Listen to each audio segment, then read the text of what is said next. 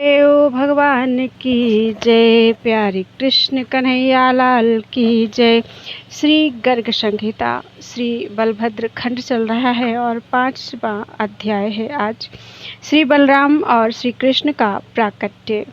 दुर्योधन ने कहा, मुनिराज, पूर्व जन्म में मैं भगवान शंकरशरण का भक्त था, अतः मैं धन्य हूँ। आपने मुझे यह स्मरण करा दिया। साथ ही भगवान वासुदेव की प्रभाव युक्त परम अद्भुत महिमा भी आपने सुनाई। अब यह बतलाने की कृपा कीजिए कि भगवान बलराम और श्री कृष्णचंद्र ने पृथ्वी पर अवतीर्ण होकर अपने पिता की नगरी मथुरा से ब्रज में कैसे गमन किया और ब्रजवासियों से वे गुप्त रूप में किस प्रकार रहे।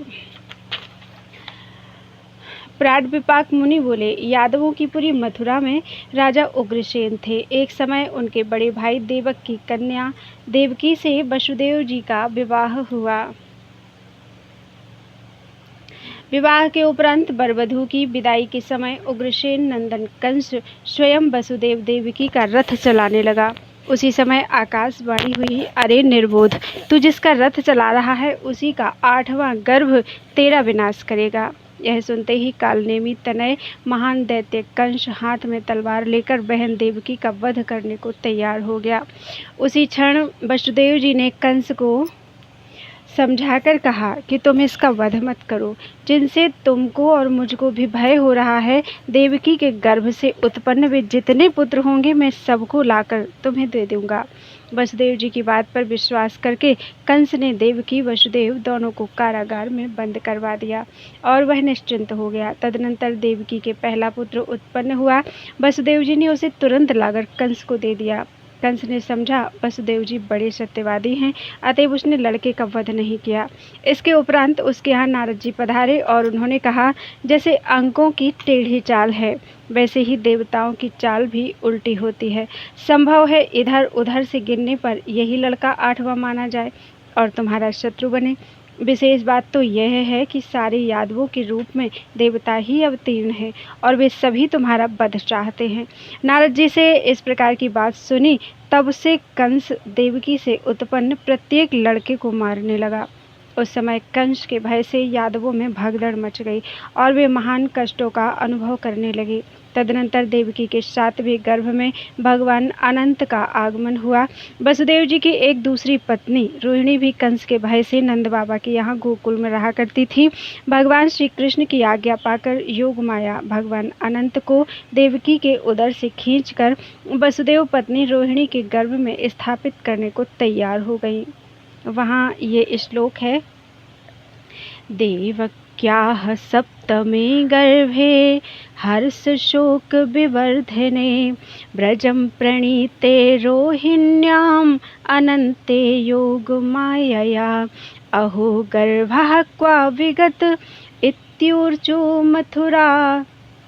इत्यूर्चुर्माथुरा जनाः अहो गर्भः क्वा विगत इत्यूर्चुमाथुरा जनाः अथ ब्रजे 5 दिनेषु भाद्रे स्वाति च षष्ठ्यां च सिते बुधे च उच्चैर्ग्रहैः पंचभिराव्रते च लग्ने तुलाख्ये दिनमध्ये देशे सुरेषु वर्षत्सु च पुष्पवर्षं घनेषु मुञ्चत्सु च वारिबिन्दून् बभूव देवो वसुदेव पत्न्यां विभासयन्नन्दगृहं स्वभासा नन्दोऽपि कुर्वन् शिशुजातकर्म ददौ द्विजेभ्यो नियुतं गवां च गोपान् समूहाय सुगायकानां रावैर्महामंगलमाततान्।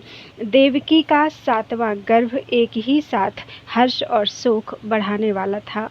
योग माया ने उसे ब्रज में ले जाकर रोहिणी के गर्भ में स्थापित कर दिया। तब मथुरा के लोगों ने कहा, अहो, देवकी का गर्भ कहाँ चला गया?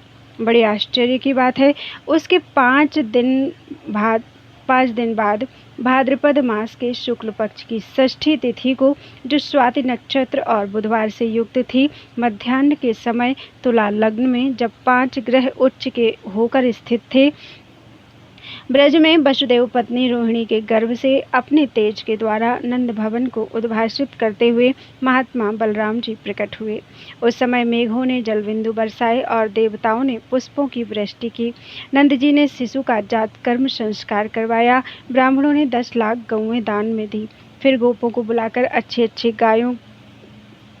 गायकों के संगीत के साथ महामहोत्सव मनाया गया। तदनंतर देवकी के 8वें गर्भ से अर्धरात्रि के समय परिपूर्णतम भगवान श्री कृष्णचंद्र अवतीर्ण हुए। उसी समय इधर नंदरानी यशोदा जी के गर्भ से कन्या के रूप में योग माया प्रकट हुई। योग माया के प्रभाव से सारा जगत सो गया था। तब भगवान श्री कृष्ण की आज्ञा से वसुदेव जी श्री कृष्णचंद्र को लेकर यमुना के उस पार वृंदावन में पहुंच गए और यशोदा के शयनागार में जाकर उन्होंने यशोदा की गोद में बालक श्री कृष्ण को सुला दिया और कन्या को लेकर वे अपने स्थान पर लौट आए। इसके बाद कारागार में बालक की रुदन ध्वनि सुनाई पड़ी। शत्रु के भय से डरा हुआ कंस तुरंत आ पहुंचा और उसने तत्काल उत्पन्न हुई उस कन्या को उठा लिया एवं उसे एक शिला पर पटक दिया। ठीक उसी समय कंस के हाथ से छूटकर कन्या बड़े जोर से उछली और ऊपर आकाश में जाकर योग माया के रूप में परिणत हो गई। सिद्ध, चारण, गंधर्व और मुनिगण उनका स्तवन कर रहे थे। योग माया ने कंस से कहा, रे दुष्ट, तेरा पूर्व का शत्रु कहीं उत्पन्न हो चुका है। तो इन बेचारे दीन वसुदेव देवकी को व्यर्थ ही क्यों कष्ट दे रहा है। इस प्रकार कहकर वे योग माया विंध्याचल को चली गईं। देवी के इन वचनों से कंस बड़े आश्चर्य में पड़ गया। फिर उसने देवकी और वसुदेव को तो छोड़ दिया और पूतना आदि दैत्यों को बुलाकर आज्ञा दी कि 10 दिन के अंदर पैदा हुए जितने भी बालक हों सबको मार डालो। कंस की आज्ञा पाकर दैत्यगण बालकों का वध करने लगे। इधर नंद ने भी पुत्र जन्म सुनकर महान उत्सव मनाने की योजना की। हे कुरुराज, इस प्रकार कंस के भय के बहाने भगवान बलराम और श्री कृष्ण ब्रज में पधारे। वे अपनी माया से ही वहां गुप्त रूप में रहे और ब्रजवासियों पर कृपा करने के लिए ब्रज में प्रकट होते ही विविध प्रकार की अद्भुत बाल लीला करने लगे। अब तुम क्या सुनना चाहते हो? बोलो वृंदावन बिहारी लाल की जय। 6वां अध्याय, प्राण विपाक मुनि के द्वारा श्री राम कृष्ण की ब्रज लीला का वर्णन। दुर्योधन ने पूछा, मुनिराज, भगवान अनंत श्री बलराम जी और अनंत लीलाकारी भगवान श्री कृष्ण ने भूमंडल पर अवतार लेकर विचरण किया। अब संक्षेप में यह बताने की कृपा कीजिए कि ब्रज में, मथुरा में, द्वारिका में और अन्यत्र उन्होंने क्या क्या लीलाएं की। प्राण विपाक मुनि ने उत्तर दिया, दुर्योधन, भगवान श्री कृष्ण ने प्रकट होते ही अद्भुत लीला आरंभ कर दी। उन्होंने पूतना को मोक्ष प्रदान किया, सकटासुर और तृणावर्त का उद्धार किया, माता को विश्व रूप दिखलाया, दधी की चोरी की, अपने श्रीमुख में ब्रह्मांड के दर्शन करवाए, यमलार्जुन वृक्षों को उखाड़ा और दुर्वासा जी को माया का प्रभाव दिखलाया। श्रीमद् गर्गाचार्य के द्वारा राधा कृष्ण नाम की सुंदरता और महिमा का वर्णन कराया। ब्रह्मा जी ने वृषभानु राजनंदिनी राधिका के साथ भांडीर वन के रास मंडल में श्री कृष्ण का विवाह करवाया। तत्पश्चात श्री कृष्ण बलराम दोनों ने वृंदावन जाकर वत्सासुर और बकासुर आदि दानवों का संहार किया। गोपालों के साथ गायें चराते हुए वृंदावन में विचरण किया। फिर तालवन में गधे के समान रेंकने वाला जो धेनु का सुर था दैत्य रहता था, उसने अपनी दुलत्ती चलाकर बलराम जी को चोट पहुंचाने की चेष्टा की। तब शक्तिशाली बलदेव जी ने दोनों हाथों से उसे पकड़कर ताड़ के वृक्ष पर दे मारा। वह फिर उठकर सामने आया तो बलराम जी ने उसे पुनः जमीन पर दे पटका। फलतः उसका सिर टूट गया और वह मूर्छित हो गया। तब बलराम जी ने शीघ्र ही उसके एक मुक्का मारा, जिससे उसके प्राण पखेरु उड़ गए। तदनंतर श्री कृष्ण ने कालिया नाग का दमन, दावाग्निपान आदि लीलाएं की। फिर श्री राधिका जी के प्रति प्रेम प्रकाश करके उनके प्रेम की परीक्षा ली। वृंदावन में विहार किया। हाव भाव युक्त दान लीला और मान लीला, शंखचूड़ आदि का वध और शिवासुरी उपाख्यान इत्यादि के प्रवचन की बहुत सी लीलाएं की। तदनंतर एक समय गोवर्धन पूजा की गई। इंद्र ने यज्ञ भाग से वंचित होने पर कुपित होकर शाम्बरतक आदि मेघों के द्वारा ब्रजमंडल पर घोर वर्षा आरंभ कर दी। सारे ब्रजवासी भय से व्याकुल हो गए। भगवान श्री कृष्ण ने उनको आतुर देखकर डरो मत यूं कहकर अभयदान दिया। फिर उन्होंने गिरिराज गोवर्धन को उखाड़कर जैसे बालक छत्रक अर्थात कुकरमुत्ता को उठा लेता है, ठीक वैसे ही गोवर्धन को अपने एक हाथ पर रख लिया। 7 वर्ष की अवस्था वाले श्री कृष्ण पूरे 7 दिनों तक पर्वत को हाथ पर उठाए बिना हिले डुले अविचल खड़े रहे। पर्वत को हाथ पर उठाए बिना हिले डुले अविचल खड़े रहे। तब तो संपूर्ण देवताओं के साथ इंद्र भयभीत हो गए और उन्होंने अत्यंत नम्रता के साथ मुकुट झुकाकर अपने भगवान श्री कृष्ण के मंगलमय युगल चरणों में प्रणाम किया, उनकी स्तुति की और अभिषेक किया। तदनंतर कामधेनु, सुरभि और देवता तथा मुनियों के साथ वे स्वर्ग को चले गए। गोवर्धन धारण की इस अद्भुत लीला को देखकर सभी गोप अत्यंत विस्मित हो गए। फिर श्री कृष्ण ने खेत में मोती आदि के बीज बोकर मोती उपजाने का चमत्कारमय ऐश्वर्य गोपों को दिखलाया। तदनंतर भगवान श्री कृष्ण ने श्रुति रूपा, ऋषि रूपा, मैथिली, कौशल देश निवासिनी, अयोध्या वासिनी, यज्ञशीता, कुलिंदका, रमा वैकुंठ वासिनी तथा श्वेत द्वीप निवासिनी, ऊर्ध्व वैकुंठ वासिनी, अजित पद वासिनी, श्रीलोकाचल निवासिनी, दिव्या, अदिव्या, त्रिगुणावृत्ति, भूमि, गोपी, देवश्री, जालंधरी, बारहेशमती, पुरंधरी, अप्सरा, श्रुतलवासिनी और नागेंद्र कन्या आदि गोपी यूथों के साथ पृथक पृथक रास मंडल की रचना की। एक समय श्री बलराम जी के साथ श्री कृष्ण चंद्र भांडीर वन में गोप बालकों के साथ गौएं चराने गए। वहां जाकर एक दूसरे को ढोने और ढोवाने का खेल करने लगे। उस समय वहां प्रलंबासुर नामक एक दैत्य गोप बालक का वेश धारण कर खेल में शामिल हो गया। बलराम जी उस पर विजयी हुए, अतः उन्हें पीठ पर चढ़ाकर वह चलने लगा। वह गिरिराज के समान विशाल देह वाला असुर मथुरा की ओर जाना चाहता था कि उस असुर की पीठ पर सवार अमित पराक्रमी श्री बलदेव जी ने रोष में भरकर जैसे इंद्र किसी पर्वत पर प्रहार करे, वैसे ही उसके मस्तक पर मुष्टि प्रहार किया। उस प्रहार से वज्र की चोट खाए हुए पहाड़ की तरह असुर का सिर टूक टूक हो गया और उसी क्षण वह भूमि पर गिर पड़ा। एक समय गर्मी के दिनों में सभी गौएं और गोपाल किसी मूंज के वन में जा पहुंचे। इतने में ही वहां बड़े जोर की प्रलयाग्नि के समान दावाग्नि जल उठी और वह चारों तरफ फैल गई। तब गोपालगण, हे राम, हे कृष्ण, हम शरणागत गोपालों की रक्षा करो, रक्षा करो, यूं पुकार उठे। भगवान ने तुरंत कहा, डरो मत, तुम सब अपनी अपनी आंखें मूंद लो। यूं कहकर भगवान उस भीषण दावाग्नि को पी गए। तदनंतर गोपाल और गायों के साथ भगवान श्री कृष्ण भांडीर वन से यमुना के तट पर पधारे और अशोक वन में यज्ञ दीक्षित द्विजों की पत्नियों के द्वारा लाया हुआ भोजन ग्रहण किया। इसके बाद एक दिन ब्रज में नंद बाबा को वरुण देवता ने अपहरण कर लिया। तब भगवान ने वरुण का मान भंग करके नंद आदि गोपों को संपूर्ण लोकों के द्वारा नमस्कृत वैकुंठ के दर्शन कराए। इसके अनंतर एक दिन अंबिका कानन में सरस्वती नदी के तट पर सुदर्शन नामक सर्प नंद जी को निगलने लगा। तब भगवान श्री कृष्ण ने अखिल लोकपालों के द्वारा वंदनीय अपने चरण कमल का उससे स्पर्श कराया। चरण स्पर्श प्राप्त होते ही वह सर्प शरीर से मुक्त हो गया। एक समय श्री कृष्ण बलराम जी के साथ गोप बालकों को लिए आंख में चौनी और चोर साहूकार का खेल खेल रहे थे। उसी समय कंस का सखा व्योमासुर चोर के रूप में वहां आया। भगवान श्री कृष्ण ने अपनी प्रचंड दोनों भुजाओं से उसे पकड़कर 10 दिशाओं में घुमाते हुए पृथ्वी पर पटक दिया। इसी प्रकार कंस का भेजा हुआ अरिष्टासुर बैल के रूप में आया। भगवान ने उसके दोनों सींग पकड़कर उसे भी धराशायी कर दिया। तब नारद जी ने जाकर कंस को श्री कृष्ण की ये सारी लीलाएं सुनाई। सुनकर कंस ने केसी को भेजा। भगवान श्री कृष्णचंद्र ने उसके मुख में अपनी भुजा प्रवेश कराकर उसके मर्म को भेद डाला। श्री कृष्ण ने इस प्रकार बलराम जी के साथ ब्रजमंडल में अनेक अद्भुत लीलाओं की रचना की। बोलो वृंदावन बिहारी लाल की जय। 7वां अध्याय श्री राम कृष्ण की मथुरा लीला का वर्णन। प्राण विपाक मुनि बोले, युवराज दुर्योधन, भगवान बलराम जी और श्री कृष्णचंद्र ने मथुरा में जो जो लीलाएं की उनका संक्षेप में वर्णन कर रहा हूँ, सुनो। कुछ समय के पश्चात कालनेमी कुमार कंस ने बलराम और श्री कृष्ण को बुलाने के लिए अक्रूर जी को भेजा। अक्रूर जी ब्रज में पधारे। श्री कृष्ण को मथुरा जाने के लिए प्रस्तुत देखकर गोपियां विरह से आतुर हो गईं। भगवान ने उन सबको अलग अलग बुलाकर आश्वासन दिया।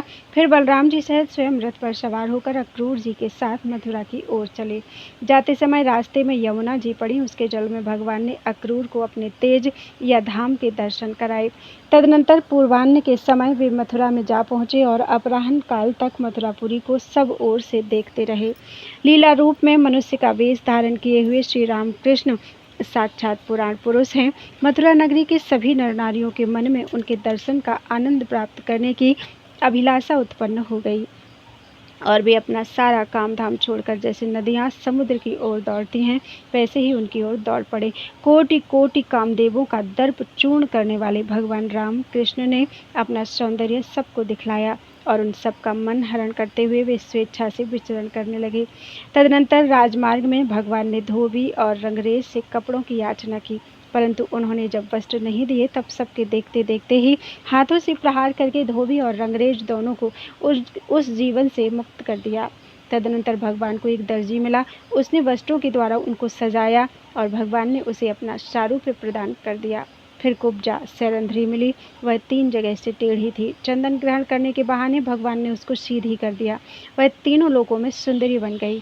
तत्पश्चात वहाँ के वैश्य व्यापारियों से बातचीत की और कुछ बच्चों को साथ लेकर जहाँ कंस का धनुष रखा था उस स्थान पर वे जा पहुँचे। वह धनुष स्वर्ण से मंडित था और 7 ताड़ वृक्षों के बराबर उसकी लंबाई थी। हजारों पुरुषों के द्वारा भी वह उठाया नहीं जा सकता था। वह धनुष अष्टधातु से बना हुआ था, अत्यंत भारी था और उसका बोझ लाख भार के समान था। कंस ने वह धनुष परशुराम जी से प्राप्त किया था। वह वैष्णव धनुष साक्षात भगवान शेष जी के समान कुंडलाकार था। भगवान श्री कृष्ण ने उसे देखा और बलपूर्वक उठा लिया। फिर सब लोग उनके देखते देखते ही लीलापूर्वक उस धनुष को चढ़ाया और कान तक तान कर ले गए। तदनंतर दोनों भुजाओं का सहारा लगाकर उसको बीच से उसी प्रकार तोड़ डाला जैसे हाथी अपनी सूंड से गन्ने को तोड़ देता है। धनुष के टूटने की भयानक ध्वनि से पाताल सहित सप्तलोकमय सारा ब्रह्मांड गूंज उठा। तारे और दिग्गजगण अपने स्थान से विचलित हो चले। इतना ही नहीं, सारा भूमंडल 2 घड़ी तक थाली की तरह कांपता रह गया। अपराह्न के समय रंगशाला के द्वार पर कुबलिया पीढ़ हाथी दिखाई दिया। भगवान ने उसके समीप आकर बाल लीला के रूप में क्षण भर उसके साथ युद्ध किया। तदनंतर उसकी सूंड को पकड़कर उसे इधर उधर घुमाया और फिर वैसे ही जमीन पर पटक दिया जैसे बालक कमंडलों को पटक दे। कुबलिया पीढ़ हाथी का इस प्रकार वध करके श्री बलराम और कृष्णचंद्र कंस रचित रंगभूमि में पहुँचे और उन्होंने वहाँ पर बैठे हुए सभी लोगों को उनके अपने अपने भाव के अनुसार यथा योग्य दर्शन दिए। फिर अखाड़े में पहुंचकर मल्ल युद्ध के लिए जा डटे और कंस के सामने सब लोगों के देखते देखते ही भगवान बलराम और कृष्णचंद्र ने चाणूर, मुष्टि, कूट, सल और तोसल को धराशायी कर दिया। श्री कृष्ण के इन कार्यों को देखकर कंस दुर्वचनों के द्वारा उनका तिरस्कार करने लगा। इसी बीच भगवान श्री कृष्ण कूदकर उस कटुभाषी कंस के अत्यंत ऊंचे मंच पर चढ़ गए। तुरंत मृत्यु के समान श्री कृष्ण को सामने आया देखकर कंस मंच से उठा और भगवान की भर्त्सना करते हुए उसने उसी क्षण ढाल और तलवार को हाथ में उठा लिया। श्री कृष्ण ने तुरंत ढाल तलवार लिए हुए कंस को जैसे गरुड़ अपनी चोंच से विषधर सर्प को पकड़ ले वैसे ही बलपूर्वक अपनी प्रचंड भुजाओं से पकड़ लिया। पर गरुड़ की चोंच से जिस प्रकार सर्प छूट कर निकल भागे उसी प्रकार कंस भगवान के भुज बंधन से निकल गया और ढाल तलवार लेकर फिर लड़ने के लिए तैयार हो गया। भगवान श्री कृष्ण और कंस दोनों मंच पर आ गए और वेगपूर्वक एक दूसरे पर आक्रमण करते हुए वैसे ही सुशोभित हुए जैसे पर्वत पर 2 सिंह लड़ते हुए शोभित हों। तदनंतर कंस उछलकर 100 हाथ ऊपर आकाश में चला गया। तब भगवान श्री कृष्ण ने वैसे ही उछलकर बाज की तरह उसे पकड़ लिया। कंस पुनः श्री कृष्ण के हाथों से छूटकर निकल भागा। तब त्रिलोक को धारण करने वाले श्री कृष्ण ने फिर अपने प्रचंड भुजदंडों से उसको पकड़ लिया और इधर उधर घुमाते हुए महाकाश से उसे मंच पर पटक दिया। जैसे बिजली गिरने से वृक्ष टूट जाता है उसी प्रकार कंस के गिरते ही मंच के खंभे टूट गए। वज्र के समान कठोर शरीर वाला वह कंस नीचे गिर पड़ा। एक बार उसे कुछ व्याकुलता हुई परंतु वह फिर से ऐसा उठा और महात्मा श्री कृष्ण के साथ जूझने लगा। भगवान श्री कृष्ण ने अपनी भुजाओं से पकड़कर उसे मंच पर पटक दिया और वे उसकी छाती पर चढ़ बैठे। तब उन्होंने उसके सिर को पकड़कर केस खींचते हुए जैसे पर्वत से कोई चट्टान को गिराए वैसे ही उसे मंच से नीचे अखाड़े में गिरा दिया। तदनंतर सबके आधार स्वरूप अनंत पराक्रमशाली सनातन पुरुष भगवान स्वयं वेगपूर्वक मंच से कूदकर कंस के ऊपर जा पड़े। इस प्रकार दोनों के गिरने से पृथ्वी कुछ नीचे धंस गई और सारा भूमंडल 3 घड़ी तक थाली की तरह कांपता रह गया। कंस के प्राण निकल गए। सबके देखते देखते ही जैसे भूमि पर पड़े हुए गजराज को सिंह खींच रहा हो, वैसे ही वे कंस के शरीर को घसीटने लगे। राजाओं में हाहाकार मच गया। लोग कहने लगे, अहो, कैसे आश्चर्य की बात है कि बैरभाव से स्मरण करने वाला कंस भी उन प्रभु के सारूप्य को वैसे ही प्राप्त हो गया जैसे कीड़ा भृंगी के रूप में परिणत हो जाता है। कंस की मृत्यु देखकर उसके छोटे भाई तत्काल ढाल तलवार लेकर वहां आ डटे। उन पर बलभद्र जी की दृष्टि पड़ी और उन्होंने मुक्तर उठाकर सब ओर से प्रहार करते हुए सबको धराशायी कर दिया।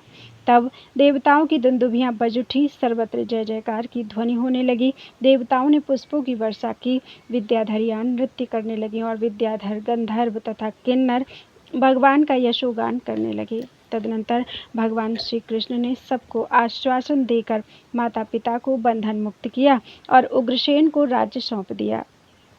फिर यज्ञोपवीत संस्कार संपन्न होने पर सांदीपनि मुनि के समीप जाकर समस्त विद्याओं का अध्ययन किया।